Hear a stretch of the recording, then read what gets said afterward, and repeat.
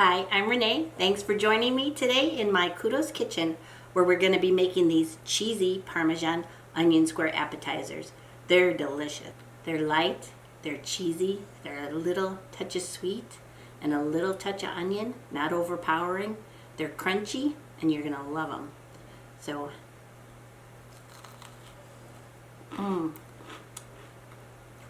you hear that crunch? They're so good. That little touch of sugar is going to make all the difference. The onion is not overpowering, so let's start making them, okay? What you're going to need first is 1.5 cups of mayonnaise, okay?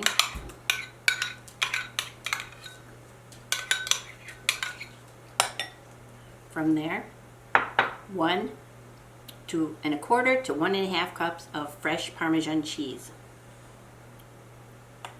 Okay, easy, couldn't be easier. We're going to use a teaspoonful of dried basil.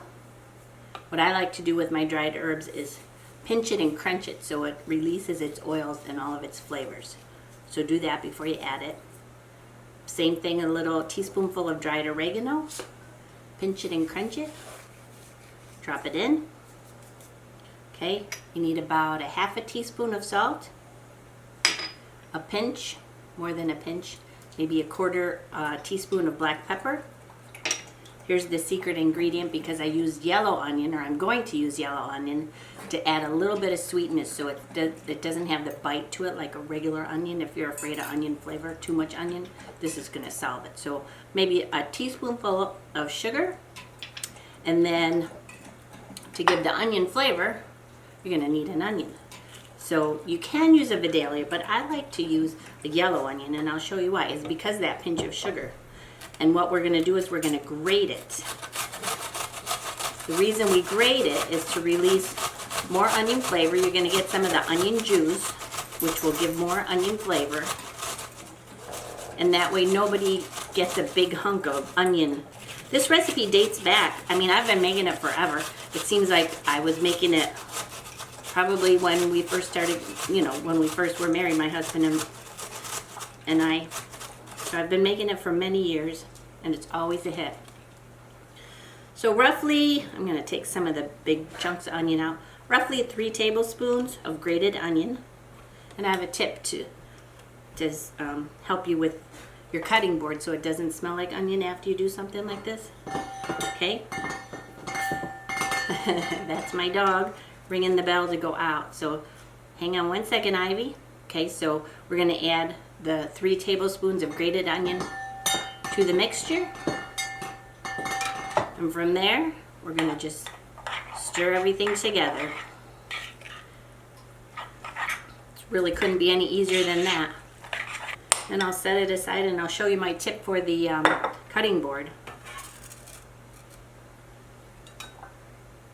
To clean a cutting board that's maybe getting a little stinky, perhaps from onions, is to take some coarse grated salt, sprinkle it on the board,